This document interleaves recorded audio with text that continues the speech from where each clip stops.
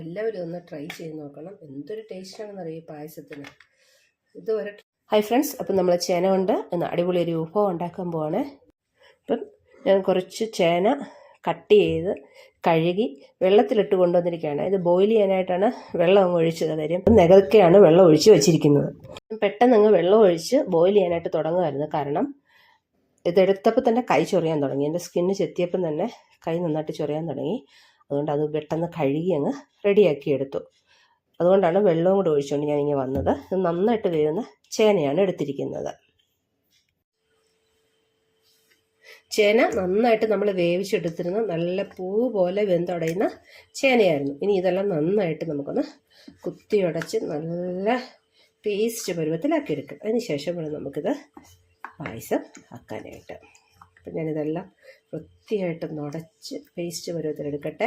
കൈ കൊണ്ട് ഉടയ്ക്കാൻ ബുദ്ധിമുട്ടുള്ളവർ മിക്സിയുടെ ജാറിലിട്ടൊന്ന് കറക്കിയെടുത്താൽ മതി. അപ്പോഴത്തേക്കും നല്ല സോഫ്റ്റായിട്ട് ഇങ്ങനെ വന്നോളും. ഇല്ലെങ്കിൽ ഇതുപോലെ തടിത്തവി വെച്ച് ഇളക്കിയാലും മതി. കുത്തി ഉടച്ചാൽ മതി, നന്നായിട്ട് ഉടഞ്ഞു വരും. തടിത്തവിയാകുമ്പോൾ പെട്ടെന്ന് ഉടഞ്ഞു വരും.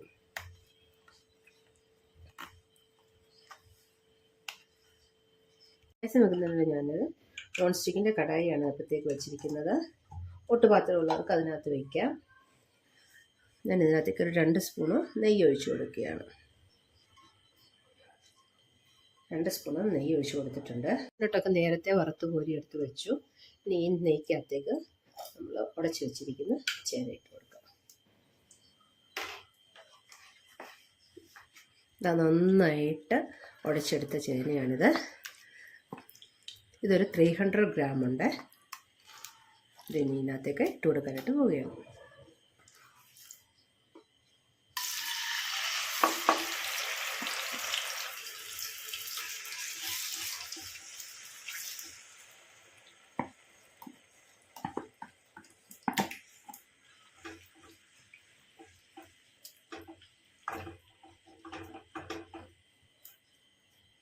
ഇനിയിപ്പോൾ വേവിച്ചെടുക്കുമ്പോൾ വെള്ളം ഉണ്ടെങ്കിൽ സാരമില്ല. ചേന നന്നായിട്ട് ഈ നെയ്ക്കകത്ത് കിടന്ന് വഴന്ന് വരേണ്ടതാണ്.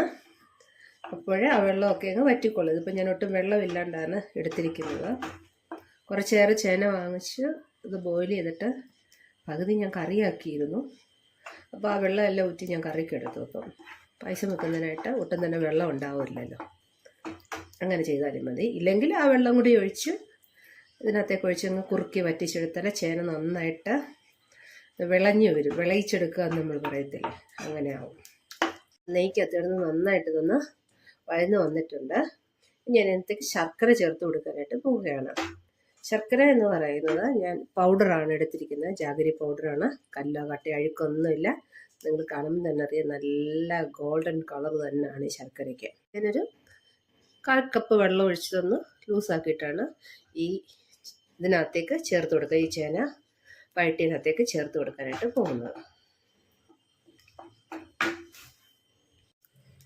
ജാഗരി പൗഡറിനകത്തേക്ക് ഞാൻ കുറച്ച് വെള്ളം ഒഴിച്ച് ഒന്ന് ലൂസാക്കി എടുത്തിട്ടുണ്ട്.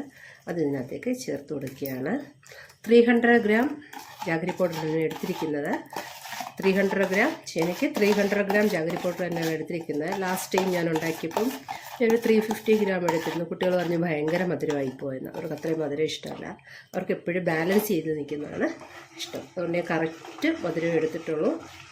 കൂടുതൽ മധുരം താല്പര്യമുള്ളവർക്ക് അത് കൂടുതൽ ചേർക്കാവുന്നതാണ്, ഒരു കുഴപ്പമില്ല.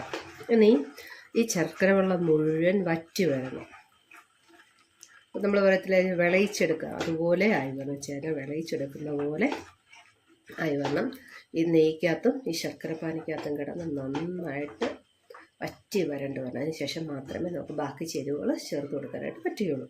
അപ്പോൾ അതുകൂടെ കിടന്ന് നന്നായിട്ട് വറ്റി വരട്ടെ. നോൺ സ്റ്റിക്കിൻ്റെ പാനായതുകൊണ്ട് ഇടയ്ക്കിടയ്ക്ക് വന്ന് ഇളക്കി കൊടുത്താൽ മതി. ഫുൾ ടൈം ഇങ്ങനെ തവിയിട്ട് ഇളക്കി കൊണ്ട് നിൽക്കണമെന്നില്ല. അത് മീഡിയം ടു ലോ ഫ്ലെയിമിലേക്ക് മാറ്റുക. ഇടയ്ക്കിടയ്ക്ക് വന്ന് ഇളക്കി കൊടുക്കുക. അതിനിടയ്ക്ക് എന്തെങ്കിലും ജോലികളൊക്കെ ചെയ്യാനുണ്ടെങ്കിൽ ചെയ്യുകയാവാം. പിന്നെ ഓട്ടുരുളി ആണെങ്കിൽ ഇടയ്ക്കിടയ്ക്ക് ഇളക്കി കൊടുക്കണം, ഇല്ലെങ്കിൽ അടുക്കി പിടിക്കും. അതും ലോ ഫ്ലെയിമിലങ്ങ് ഇട്ട് കൊടുക്കാമെങ്കിൽ വലിയ ശല്യമില്ലാതെ നമുക്കത് ചെയ്തെടുക്കാവുന്നതാണ്.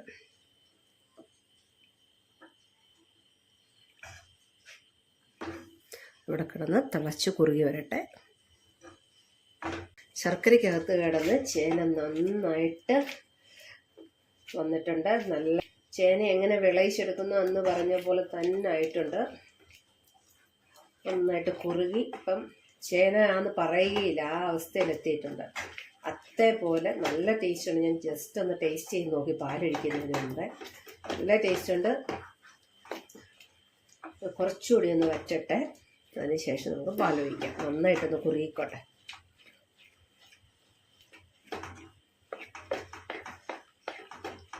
നന്നായിട്ട് കുറുക്കിയെടുക്കുന്നതിൻ്റെ കാരണം ഞാൻ അധികം നീട്ടിയെടുക്കുന്നില്ല, പായസശാലം കുറുകി തന്നെ ഇരിക്കാൻ വേണ്ടിയാണ് നന്നായിട്ട് കുറുക്കിയെടുക്കാൻ പോകുന്നത്.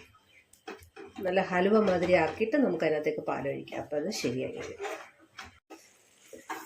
ചിലക്കകത്തേക്ക് ഒഴിച്ച ശർക്കരയൊക്കെ നന്നായിട്ട് വറ്റി ഹൽവ മാതിരി ആയിട്ടുണ്ട്. തേങ്ങാപ്പാൽ ഒഴിക്കുന്നവരാണെങ്കിൽ ഈ സമയത്ത് 2ാം പാൽ ഒഴിച്ച് വീണ്ടും കുറുക്കി പറ്റിച്ച് വെച്ച് അവസാനം 1ാം പാൽ ഒഴിച്ച് സ്റ്റൗ ഓഫ് ചെയ്തെടുക്കുക. ഇതിപ്പം നമ്മൾ പശുവും പാലിനകത്താണ് ഉണ്ടാക്കുന്നത്. അതുകൊണ്ട് ഞാൻ ഈ സമയത്ത് 1/2 ലിറ്റർ പശുവും പാൽ ഒഴിച്ച് കൊടുക്കുകയാണ്. 300 ഗ്രാം ചേനയും 300 ഗ്രാം ശർക്കരയും 1/2 ലിറ്റർ പശുവും പാൽ. 1/2 ലിറ്റർ പശുവും പാൽ ഞാൻ തിളപ്പിച്ചെടുത്തതാണ്. നല്ല ചൂടുണ്ട് പാല്. അത് കുറേശ്ശെ ഒഴിച്ച് ഇളക്കി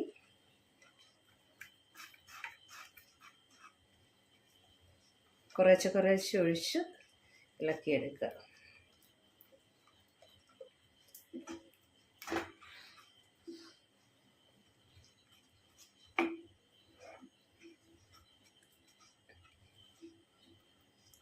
ആദ്യം കുറച്ചൊഴിച്ചു, അത് നന്നായിട്ട് മിക്സ് ചെയ്തെടുത്തു. വീണ്ടും നമ്മൾ കുറച്ചുകൂടി ഒഴിക്കുന്നു. എത്ര തിക്നെസ് വേണോ അതിനനുസരിച്ച് വേണം നമ്മൾ പാലൊഴിച്ച് കൊടുക്കാൻ. ഒട്ടും കട്ടിക്കല്ല എടുക്കുന്നതെങ്കിൽ പാല് നന്നായിട്ട് ഒഴിച്ചു കൊടുക്കുക. അത് 1/2 ലിറ്റർ തന്നെയല്ല, അതിൽ കൂടുതൽ വേണമെങ്കിൽ അങ്ങനെ ഒഴിച്ചു കൊടുക്കാം. ഈ പായസം ഇരിക്കും തോറും കുറുകി വരും. ചെനക്കൊക്കെ ഒരു പൊടിയുണ്ടെന്ന് പറയും, അതങ്ങനെ. അതുകൊണ്ട് ഇത് തണുക്കും തോറും കട്ടയായിട്ട് വരും. ബാക്കി പാലൂടങ്ങ് ഒഴിച്ചു കൊടുക്കുകയാണ്. നമുക്ക് ഇത്രയും ലൂസായിട്ട് എടുത്താൽ മതി പായസം.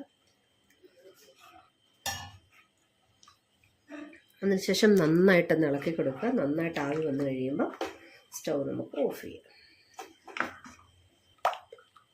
തിളയ്ക്കണമെന്നില്ല, ഞാൻ തിളച്ച പാല് തന്നെയാണ് ഇതിനകത്തേക്ക് ഒഴിച്ചു കൊടുത്തിരിക്കുന്നത്. രണ്ടുകൂടെ ഒന്ന് മിക്സായി കിട്ടിയാൽ മതി. പാലൊഴിച്ച് കഴിഞ്ഞാൽ നിർത്താതെ ഇളക്കുക 2-3 മിനിറ്റ്. അതിന് ശേഷം മാത്രമേ സ്റ്റൗ ഓഫ് ചെയ്യാവൂ. ആദ്യം നമ്മൾ 2 സ്പൂൺ നെയ്യേ ചേർത്ത് കൊടുത്തിട്ടുള്ളൂ, അതിൻ്റെ ആവശ്യം മാത്രമേ ഉള്ളൂ. പിന്നെ ഇതിനകത്തേക്ക് ഞാൻ കിസ്മിസോ അങ്ങനെയൊന്നും ഇടുന്നില്ല. കിസ്മിസ് ഒന്നും ഇട്ട് കഴിഞ്ഞാൽ അതിൻ്റെ ഒരു ടേസ്റ്റ് കിട്ടത്തില്ല. തേങ്ങക്കൊത്ത് വേണ്ടവർക്ക് അത് വറുത്തിടാം. നന്നായിട്ട് മിക്സായിട്ടുണ്ട്. വീണ്ടും കുറുകാൻ തുടങ്ങിയിരിക്കുന്നു. ഞാൻ സ്റ്റൗ അങ്ങ് ഓഫ് ചെയ്യുകയാണ്. ഈ തിക്നെസ് ഉണ്ട്.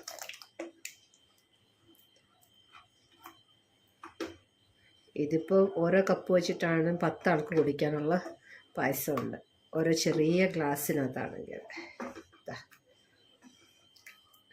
300 പ്ലസ് 500 ആകുമ്പോൾ എത്രയായി? നമുക്കിന്നത്തെ കുറച്ച് കാഷ്നട്ട് ഇട്ട് കൊടുക്കാം. ഞാൻ തേങ്ങാക്കൊത്തൊന്നും വറുത്തെടുത്തില്ല, അതുകൊണ്ട് ഞാൻ ഇതിനകത്ത് കുറച്ച് കാഷ്നട്ടാണ് ഇടുന്നത്. കാഷ്നട്ട് ഇട്ടാൽ അതൊക്കെ താഴെ പോകും, കാരണം അത് കുറച്ച് ലൂസല്ല. കട്ടിക്കിരിക്കുന്ന പായസത്തിലാണെങ്കിലും ഉള്ള മുകളിലങ്ങ് പൊങ്ങി കിടക്കുന്നത്.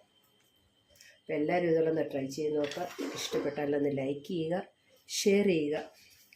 വീഡിയോ ആദ്യമായി കാണുന്നവരെ ഒന്ന് സബ്സ്ക്രൈബ് ചെയ്ത് പ്രോത്സാഹിപ്പിക്കുക. ഒരുപാട് പേര് കാണുന്നുണ്ട്. കാണുന്ന കൂട്ടത്തിൽ ആ ലൈക്ക് ബട്ടണോടൊന്ന് ക്ലിക്ക് ചെയ്യുക. കണ്ടു തുടങ്ങുമ്പോൾ തന്നെ ആ ലൈക്ക് ബട്ടണിൽ ഒന്ന് ക്ലിക്ക് ചെയ്തേക്കുക. ഒപ്പം സബ്സ്ക്രൈബ് ചെയ്തിട്ടില്ലാത്തവരാണെങ്കിൽ സബ്സ്ക്രൈബ് ബട്ടൺ ഒന്ന് ക്ലിക്ക് ചെയ്ത് ഓൾ എന്ന ഓപ്ഷൻ കൂടി ഒന്ന് ക്ലിക്ക് ചെയ്ത് നോക്കുക. അപ്പം ഞാൻ ഇടുന്ന വീഡിയോസൊക്കെ നിങ്ങൾക്ക് അപ്പം തന്നെ ലഭിക്കുന്നതായിരിക്കും. അതിലേക്ക് ഏലക്കപ്പൊടി ഇഷ്ടമുള്ളവർക്ക് അതിടാം, ഞാനത് ഇടുന്നില്ല. ഞാൻ അതിലേക്ക് ഒരു 1/4 ടീസ്പൂൺ ജീരകപ്പൊടിയാണ് ഇട്ട് കൊടുക്കുന്നത്. അതിൻ്റെ ആവശ്യമേ ഉള്ളൂ. ഏലക്കപ്പൊടി നിർബന്ധമുള്ളവർക്ക് അത് തന്നെ ഇടാം. ജീരകപ്പൊടിയാണ് ഇതിന് മാച്ച് ആവുന്നത്, കൊണ്ടാണത് ഇട്ടത്. എല്ലാവരും ഒന്ന് ട്രൈ ചെയ്ത് നോക്കുക. സബ്സ്ക്രൈബ് ചെയ്യുന്ന കാര്യം മറക്കാതിരിക്കുക. ബെല്ലൈക്കൺ ഒന്ന് ക്ലിക്ക് ചെയ്യുക. ഓൾ എന്ന ഓപ്ഷൻ കൂടി ഒന്ന് ക്ലിക്ക് ചെയ്ത് വെക്കുക. പായസം ഞാൻ സെർവിങ് ബാഗിലേക്ക് മാറ്റുകയാണ്.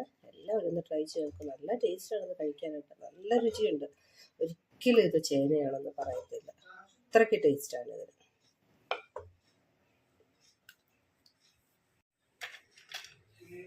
എല്ലാവരും ഒന്ന് ട്രൈ ചെയ്ത് നോക്കണം. Thanks for watching.